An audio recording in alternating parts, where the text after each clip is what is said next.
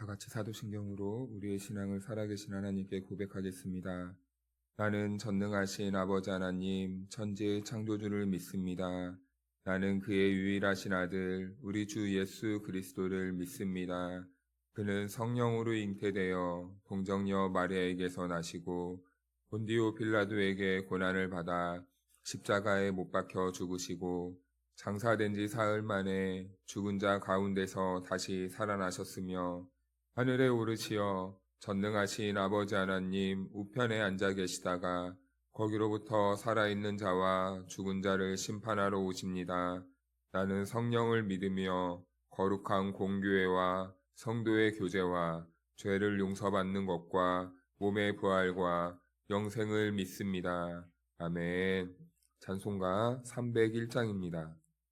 지금까지 지내온 것 주의 크신 은혜라. 한이 없는 주의 사랑 어찌루 말하랴. 자나깨나 주의 손이 항상 살펴주시고 모든 일을 주 안에서 형통하게 하시네. 몸도 맘도 연약하나 세임받아 살았네. 물 붓듯이 부시는 주의 은혜 족하다. 사랑 없는 거리에나 험한 산길에 맬 때 주의 손을 굳게 잡고 찬송하며 가리라. 주님 나 집에 올 날이 날로 다가와 무거운 짐 주께 맡겨 벗을 날도 멀잖네. 나를 위해 예비하신 고향 집에 돌아가 아버지의 품 안에서 영원토록 살리라. 아멘. 오늘 이 새벽 우리에게 주신 하나님의 말씀은 출애굽기 16장 11절에서 16절 말씀까지입니다. 여호와께서 모세에게 말씀하여 이르시되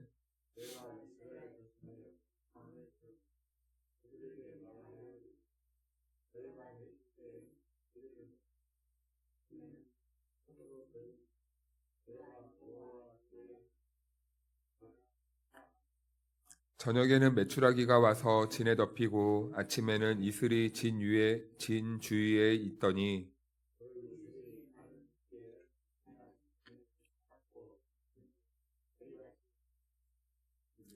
이스라엘 자손이 보고 그것이 무엇인지 알지 못하여 서로 이르되 이것이 무엇이냐 하니 모세가 그들에게 이르되 이는 여호와께서 너희에게 주어 먹게 하신 양식이라. 여호와께서 이같이 명령하시기를 너희 각 사람은 먹을 만큼만 이것을 거둘지니 곧 너희 사람 수요대로 한 사람의 한 오멜씩 거두되 각 사람이 그의 장막에 있는 자들을 위하여 거둘지니라 하셨느니라. 아멘. 할렐루야. 하나님의 은혜와 평강이 우리 모두에게 함께하기를 축복합니다. 네, 이스라엘 백성들은 계속해서 광야에서 결핍을 경험하게 됩니다. 그런데 하나님께서는 이제 필요에 따라서 하늘에서요 만나를 내려주시는데요, 비같이 내려주시는 것입니다. 그들의 결핍을 그렇게 하나님께서는 충만하게, 풍족하게, 넉넉하게 이렇게 해결해 주십니다. 그래서 이스라엘 백성들은 광야에서 이제 결핍도 경험하게 되지만 하나님의 충만도 경험하게 되는 것입니다. 어려움도 경험하지만 하나님이 인도하심과 보호하심도 채워주심도 반복해서 계속 경험하게 되는 것이죠.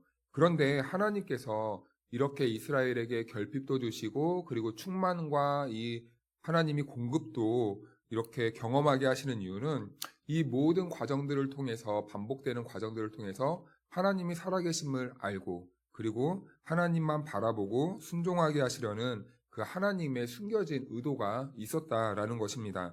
이것을 우리의 마음과 영혼에 새겨 넣으시고자 하나님께서는 계속해서 이 모든 결핍과 충만, 채워짐을 반복해서 우리 인간들에게 경험시켜 주시는 것이죠. 우리는 여기에서 한 가지를 기억해야 됩니다. 우리 안에는요, 끊임없는 결핍이 존재한다는 거예요. 이렇게 계속해서 채워도 채워지지 않는 인간 안에는 무한한 탐욕이 있어서 계속해서 그것으로 인하여서 우리는 이 결핍을 경험하게 되는 것입니다. 그런데 그 결핍은요, 오히려 하나님은 알아가는 길이 됩니다. 내가 누구인지를 알게 되는 거예요. 그래서 이렇게 또 공부를 하시거나 어떤 돈을 버는 사람들을 이렇게 보면은 지식의 탐구도 채워지지 않는 이 욕구 때문에 계속해서 지식을 숭배하게 되고, 그리고 돈을 버시는 분들도 이 돈의 채워짐에 만족함을 못해서 멈추지 못하고 계속 쌓고 싶은 게 사실은 이런 물질적인 세계입니다. 따라서 우리의 모든 결핍과 문제를 하나님께 가지고 나가면 하나님은 자신을 우리에게 알려주시기 위해 반드시 우리 안에 있는 이 결핍을 해결해 주신다는 거죠. 우리를 사랑하시는 이유도 있습니다. 우리를 결핍의 문제를 해결해 주시는 이유가 우리를 사랑해 주시는 그 이유도 있겠지만, 보다 근본적으로는 그 결핍을 통해서 살아계신 하나님을 경험하게 하기 위해서 우리들에게 때때로 결핍을 주시는 것이죠. 그래서 6절 말씀을 보면은 이렇게 말씀하고 있습니다. 저녁이 되면 여호와께서 너희를 애굽 땅에서 인도하여 내셨음을 알 것이요, 이렇게 말씀하시는데요. 이들은요, 죽음이 전제된 이 유월절 밤을 지나왔습니다. 그리고 구원의 아침을 지금 맞이했던 것이죠. 그런데 이 이야기를 보면요, 성경 기자가 여기에서도 이 절묘하게 이 유월절 저녁과 연관지어서 그 의미를 전달하고 있는데요. 12절을 보니까 이스라엘은 해질 때에는 고기를 먹었다라고 말합니다. 해질 때에는 고기를 먹었다고 하는 그 전에는 무엇이 전제가 되고 있습니까? 먼저 결핍이 있었고 하나님께서 메추라기를 이 비같이 내려주셨어요. 그런데 하나님은 그 고기를 먹고 배부르게 되면은 이제 그 이스라엘 백성들이 내가 여호와 너희의 하나님인 줄 알리라 하라 하시니라. 결핍이 있었지만 하나님께 영광을 올려드리게 될 것이다 라고 이렇게 말을 하는 것이죠. 저녁에는 슬픔이 있었겠지만 저녁에 배부르게 고기를 먹고 그 다음날 아침에 눈을 뜨면 하나님께서 우리들에게 이러한 고기를 먹여주셨다 하고 이 영광을 돌리게 될 것이라는 겁니다. 그렇다면 이 이야기의 결말이 무엇이냐면, 우리가 유월절을 한번 연관지어 보면 우리도 어린 양의 죽음을 통해 그 죽음이, 어둠이, 그 도사리는 그 현장에서 하나님께서 우리를 건져내 주셔서 우리가 새 아침을 경험하게 되고 하나님께 영광 올리게 되지 않았습니까? 그래서 어린 양의 죽음을 통해서 우리가 애국과 같은 인생에서 통곡과 이 절망 속에서 그 모든 것들을 뒤로하고 우리는 하나님의 은혜로 새 아침을 맞이하며 구원을 받게 되었다는 것입니다. 그리고 광야로 와서 매일 아침마다 하나님이 주시는 은혜와 생명의 만나를 매일매일 경험할 수 있게 되는 거예요. 누구도 경험하지 못했던 처음 그리고 최초의 현장을 이 광야라는 곳에서 경험하게 되는 것입니다. 그러니 날마다 때마다 아침마다 하나님의 은혜와 영광을 경험하게 되니 얼마나 이게 복인가 하는 것입니다. 그런데 우리는요, 항상 이 저녁의 불안감에서만 살아가요. 내일 아침에 우리들이 은혜를 받지 못하면 어떡할까? 내일은 어떻게 살까? 항상 그 저녁에 은혜 주심을 기억하며 살아야 되는데 항상 우리는 다음날 어떻게 될까? 내 인생은 어떻게 될까? 여기에만 이 초점을 맞추고 있는 것이죠. 그러니까 우리가 그 은혜의 순간을 충만하게 경험하지 못하게 되는 것입니다. 그런데 16절 말씀을 보면요, 거두러 나간 사람 중에 이 장막 안에 있는 사람들 목까지 거두라라고 이렇게 말씀을 하시네요. 이 장막은 무엇을 의미하는 거냐면 이 공동체성을 이야기하는 겁니다. 장막 안에 있는 모든 공동체 사람들. 그런데 그 안에 사람들이 만나를 거두러, 메추라기를 거두러 나가는데 장막 안에 있는 사람들까지도 하나님께서는 거두라고 하시네요. 그렇다면 이 장막 안에 있는 사람들은 누구를 의미하는 걸까요? 오늘날로 말하면 사회적인 약자를 말합니다.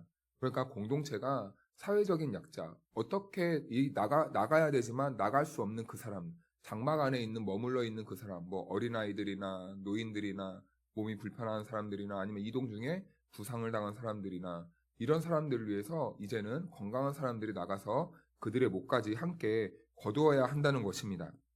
그래서요, 우리는 재물의 복도 받아야 합니다. 그래서 우리가 재물회복도 많이 받아서 하나님께서 맡겨주신 이런 이 선교적인 사명도 잘 감당해야 돼요.